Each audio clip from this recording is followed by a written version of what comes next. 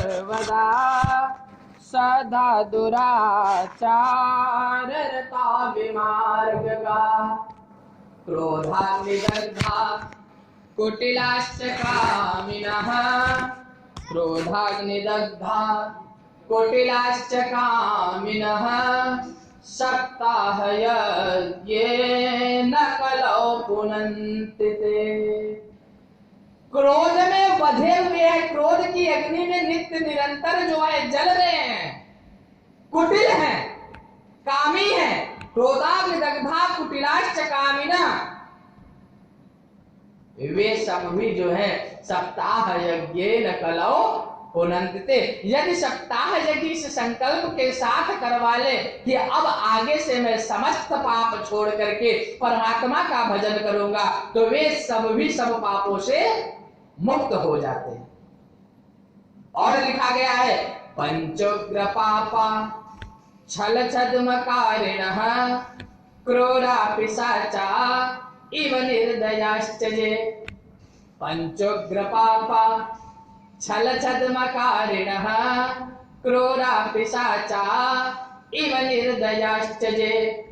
ब्रह्मस्वपुष्टा व्यभिचारकारिणः सप्ताह यज्ञेन कलौ पुनन्ति ते। इतने लोग पंचोग्र पापा, 5 जो सबसे महापाप कहे गए, पंच महापाप होते हैं, आप लोग समझ जाइए। 5 महापाप कहे गए हैं। ब्रह्मघाते सुरापान, ब्रह्म घात ब्राह्मण को मारने वाला, ब्राह्मण की वृत्ति को हरने वाला, यह महापापी। और सुरापान, शराब का सेवन करने वाला। स्वर्णस्तेयी च मद्यपः, सोने की चोरी करने वाला, गऊ को मारने वाला, अपने गुरुजनों का आदर सम्मान न करने वाला, ये 5 जो है महापापी कहे जाते हैं। तो श्रीमद् भागवत महात्म्य में लिखा गया है पंचोग्र पापा छल छद्मकारिणः क्रूरा पिशाचा इव निर्दयाश्च ये। ब्रह्मस्वपुष्टा व्यभिचारकारिणः सप्ताह यज्ञेन कलौ पुनन्ति ते। ये सबके सब जो हैं छल करने में प्रवीण, झूठ बोलने में प्रवीण और दूसरों का वृत्ति हरण करने में प्रवीण, इतने लोग भी जो है यदि इस संकल्प के साथ कि आगे से ऐसा कोई काम नहीं करूंगा, परमात्मा का भजन करूंगा, लोगों के ऊपर मैं दया दृष्टि दिखाऊंगा, तो ये इतने महापापी जो कहे गए हैं वे सब भी जो है सप्ताह यज्ञेन कलौ पुनन्ति ते। सप्ताह का यज्ञ करने से, सप्ताह का श्रवण करने से जो है पवित्र हो जाते हैं, सभी पापों से मुक्त हो जाते हैं। ऐसा श्रीमद् भागवत में कहा गया है। और श्रीमद् भागवत सुनने का देखिए हमने आपको नियम बता दिया कि निर्मत्सराणाम सता, मन को निर्मत्सर होना चाहिए।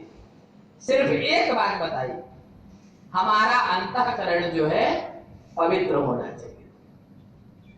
इसमें तमाम प्रकार के दोष भरे पड़े हैं और हम एक बार नहीं 1000 बार यदि भागवत की कथा सुन ले, हमारा उद्धार होने वाला नहीं। मन को पवित्र करने की बात जहां कही गई है,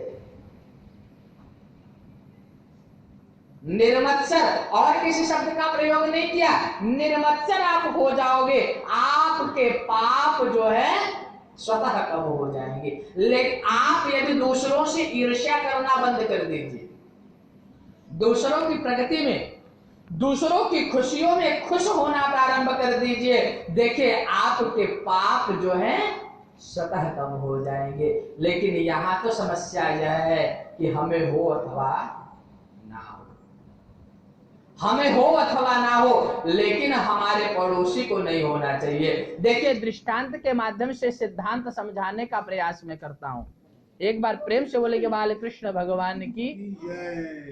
देखिए बिजली का भी गजब का नियम है, न जाने कब चली जाए और कभी कभी तो बड़े गड़बड़ समय चली जाती है। एक बार की बात, एक विवाह चल रहा था, जयमाल का समय आया, सब सजावट किया गया था।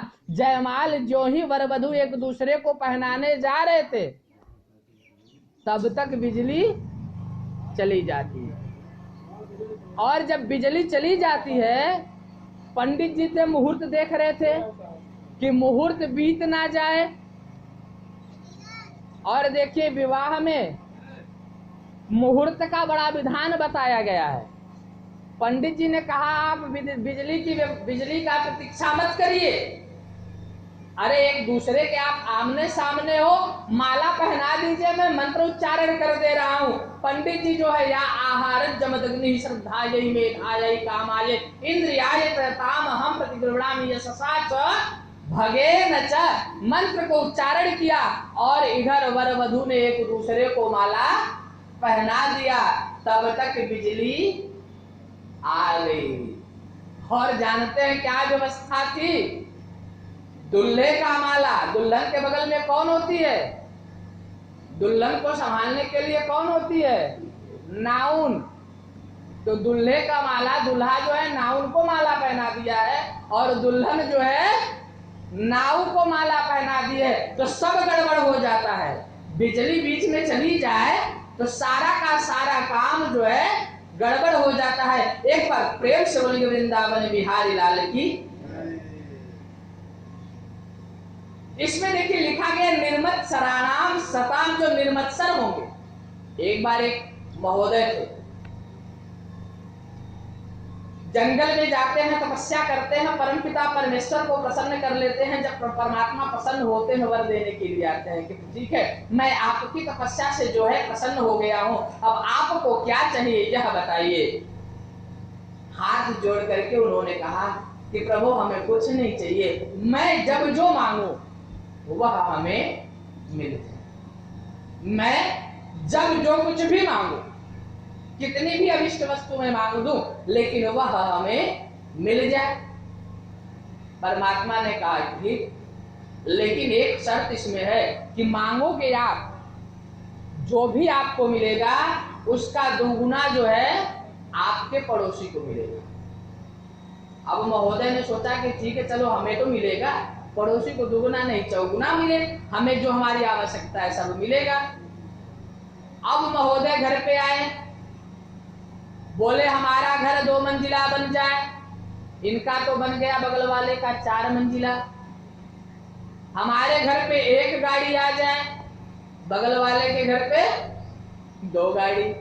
हमारा बैंक बैलेंस बढ़ जाए, बगल वाले का 2 गुना बैंक बैलेंस। अब देखिए, हम जितना अपने दुख से दुखी नहीं होते, सामने वाले के सुख से उससे ज्यादा चिंतित हो जाते, उससे ज्यादा दुखी हो जाते कि सामने वाला बढ़ पीछे रहा। अब महोदय ने सोचा कि तपस्या करी हमने, अपना शरीर गलाया हमने, लेकिन मुझे 1 मिल रहा है, इनको 2 मिल रहा है। बड़े ही अद्भुत चला, हमारे बैरागी भैया की तरह, पप्पू भैया है ना हमारे, उनकी तरह अद्भुत चला। बोले हे परमात्मा, मेरे घर के मेन दरवाजे पे 10 फीट गहरा गड्ढा हो जाए। अब जब इनके दरवाजे पे 10 फीट गहरा गड्ढा हुआ तो बगल वाले के 20 फीट।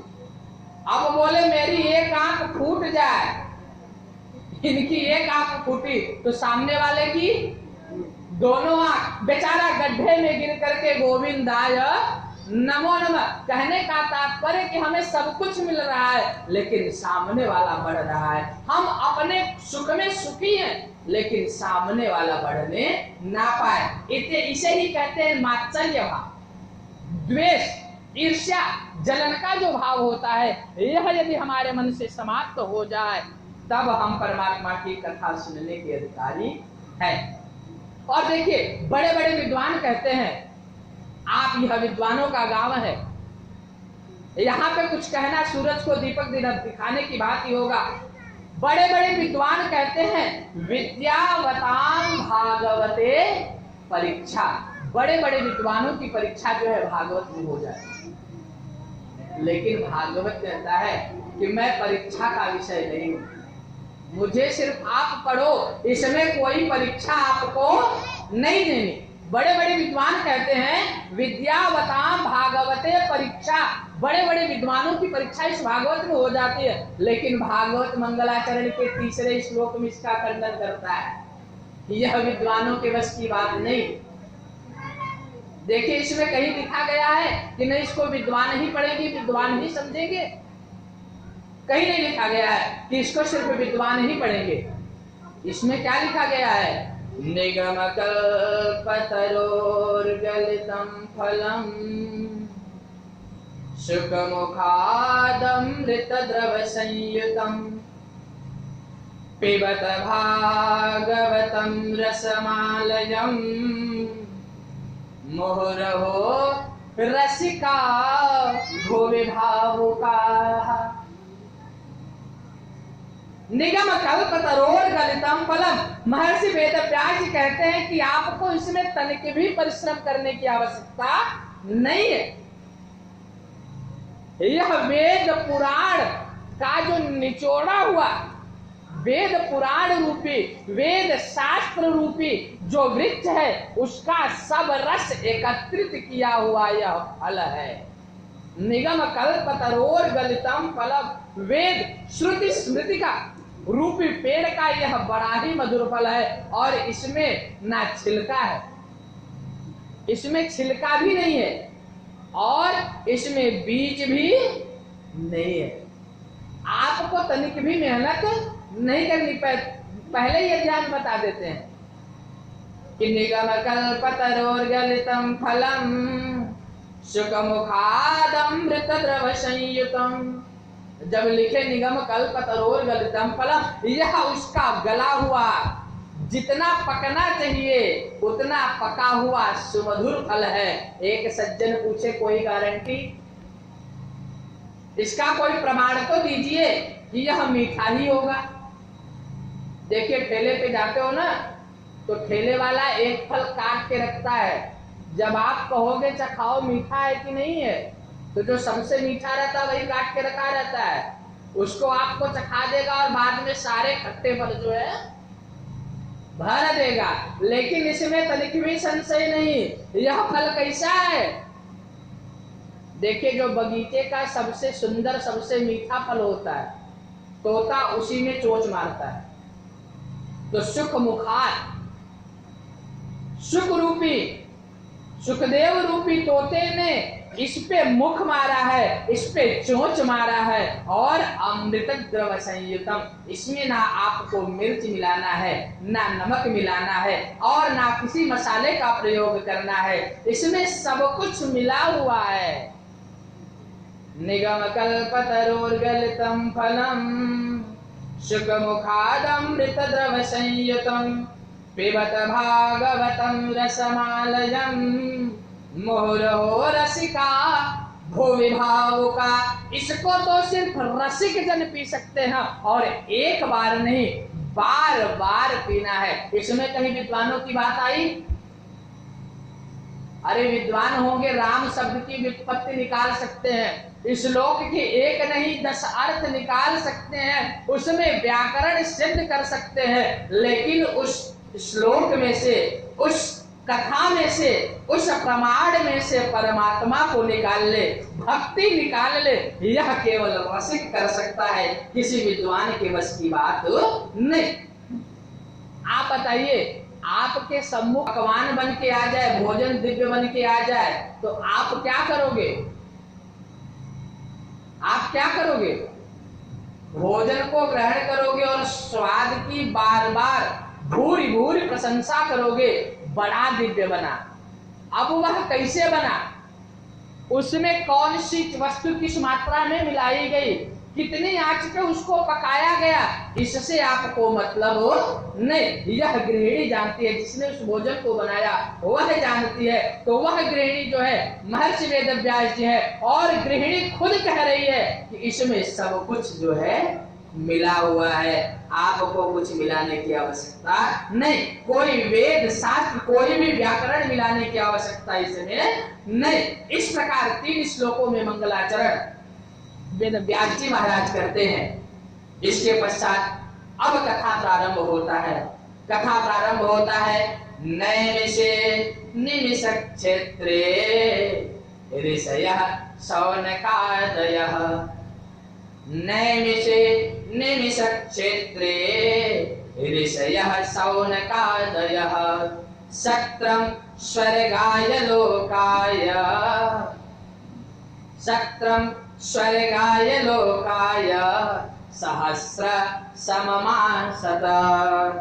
नैमिषारण्य क्षेत्र में कल हमारे पूज्य गुरुदेव भगवान बता रहे थे कि नैमिषारण्य जो है सीतापुर जिले में बड़ा ही पवित्र स्थान है। नैमिषारण्य तीर्थ में शौनकादि 88,000 ऋषि जो है 1,000 वर्ष तक 1,000 वर्ष तक चलने वाला यज्ञ प्रारंभ करते हैं, उसका अनुष्ठान प्रारंभ करते हैं। और पहले दिन जो है सूत जी को बुला करके उनको आसन दे करके हाथ जोड़ करके उनसे निवेदन करते हैं, प्रश्न करते हैं कि प्रभु देखिए, पहले जब कहीं भी यज्ञ अनुष्ठान होता है तो दिन भर यज्ञ का कार्य चलता है, लेकिन शाम को कुछ विद्वत जन बैठ करके भगवान नाम चर्चा करते। ठीक उसी प्रकार सूत जी महाराज को बिठा करके आसन दे करके उनको बिठा करके शौनकादि ऋषियों ने पूछा कि प्रभु आप तो सर्वज्ञ हो, आप भगवान की कथा के मर्मज्ञ हो, भगवान के कथा के रसिक हो, सब शास्त्रों सब पुराणों का अध्ययन आपने किया है, सब वेद आपके कंठगत हैं, आपसे निवेदन है हमें वह कथा बताइए कि भगवान श्री हरि नारायण गर्भ में क्यों आए और किस उद्देश्य की पूर्ति के लिए जो है उन्होंने इस मनुष्य शरीर को धारण किया। यह कथा हमें समझाइए, यह कथा हमें बताइए। कस्मिन् युगे प्रवृत्तोऽयं स्थाने वाकेन हेतुना। कहते हैं जब भी कोई कार्य आप करने जाओगे तो उसके विषय में आप अवश्य जानना चाहोगे। तो भागवत की कथा प्रारंभ होने वाली है। तो शौनकादि ऋषियों ने पूछा कस्मिन् युगे प्रवृत्तोऽयं स्थाने वाकेन हेतुना, कि हे महोदय आप हमें यह बताइए कि किस युग में इस भागवत महापुराण की रचना की गई और किस स्थान पे इसकी रचना की गई और केन हेतुना, किस उद्देश्य से इसकी रचना की गई और परमपिता परमेश्वर किस उद्देश्य से इस धरती पे आए, वह कथा आप हमें बताइए। रोहि योगेश्वरे कृष्णे ब्रह्मण्ये धर्मवर्त्मनि स्वधाम मधुनोपेते धर्मः कम शरणं गतः। और जब भगवान श्री हरिनारायण भगवान श्री कृष्ण अपने स्थान को चले गए, उसके पश्चात धर्म, देखिए धर्म संस्थापना था। भगवान गोविंद कहते हैं ना कि मैं धर्म की स्थापना करने के लिए संभवामि युगे युगे, धर्म की स्थापना करने के लिए मैं बार बार अवतार लूंगा, बार बार अपना सृजन करूंगा, ऐसा गोविंद कहते हैं। तो ऋषियों ने पूछा कि जब भगवान ब्रूह योगेश्वरे कृष्ण, हे योगेश्वर आप हमें यह समझाइए कि जब परमपिता परमेश्वर श्री कृष्ण अपने स्थान को चले गए, जब श्री कृष्ण अपने स्थान को चले गए तो धर्मः कम शरणं गतः, यह धर्म जो है किसकी शरण में गया। देखिए कल पूज्य गुरुदेव भगवान बता रहे थे धर्म की व्याख्या। धर्म बहुत ऊंची चीज है, इसको ज्यादा समझने की आवश्यकता नहीं, थोड़े में समझ लेना चाहिए। देखिए संस्कृति 3 प्रकार की होती है। संस्कृति जो होती है 3 प्रकार की संस्कृति होती है। पहली होती है जो श्रवण संस्कृति, जिसको हम सुनते आ रहे हैं, श्रवण संस्कृति। तो श्रवण संस्कृति क्या कहती है? ब्रह्म सत्यम जगन मिथ्या, सिर्फ परमात्मा ही सत्य है, दूसरी कोई वस्तु नहीं। ये सब जो हमारे आगे पीछे जो सब लोग हैं, जो हम देख रहे हैं, सुन रहे हैं, हंस रहे हैं, बोल रहे हैं, अपना कार्य कर रहे हैं, यह सब मात्र स्वप्न है, स्वप्न के अलावा और कुछ नहीं। सिर्फ एक परमपिता परमेश्वर ही सत्य है और दूसरा कुछ सत्य नहीं। और देखिए इसमें थोड़ी सी गड़बड़ी है। श्रवण संस्कृति को यदि हम मानेंगे, इसमें थोड़ा सा गड़बड़ है। गड़बड़ क्या है? ब्रह्म सत्यम जगन मिथ्या, इस बात को यदि सब लोग मानने लग जाएं कि परमात्मा ही सत्य है, यह जीवन जो है बेकार है, इसका कोई औचित्य नहीं। सब लोग माला लेकर के दिन रात जप करना शुरू कर दे, झांझ मजीरा लेकर के भगवान नाम का कीर्तन करने लग जाए, अपना काम धाम छोड़ दे, बताइए परमात्मा का भजन कर सकते हैं? नहीं कर सकते। और जो बड़े बड़े साधु महात्मा बने हैं, देखिए कलयुग में साधुओं की भी बड़ी विचित्र व्यवस्था है। विवेकानंद जी महाराज जब अमेरिका में गए, उनसे पूछा गया कि आप भारतीयों की विशेषता क्या है? 90 साल की व्यर्थ की जिंदगी जीने से अच्छा है कि 40 साल की विवेकानंद की जिंदगी जी लीजिए, आपका जीवन सार्थक हो जाएगा। जब विवेकानंद जी गए अमेरिका में, उनसे पूछा गया कि आप भारतीयों की विशेषता क्या है? पता है विवेकानंद जी ने क्या बताया? हम भारतीय उनकी पूजा करते हैं जिनको पहनने के लिए वस्त्र नहीं, जो नंगे पांव चलते हैं। पहले संतों की देखिए यही विशेषता होती है, यही विशेषता होती थी कि नंगे पांव चलते थे और जो कुछ भी मिल जाए थोड़ा सा कौपीन धारण कर लेते थे, नहीं तो नागा बाबा होके दिगंबर होकर के विचरण किया करते थे। हम ऐसे लोगों की पूजा करते हैं। हम भारतीय जो है ऐसे लोगों को अपना गुरु मानते हैं, ऐसे लोगों के चरणों में हम बारंबार प्रणाम करते हैं। यह हम भारतीयों की विशेषता है। लेकिन आज की विशेषता, संत जटंत भ्रमंत घूमेंगे, करेंगे न योग कहावेंगे योगी।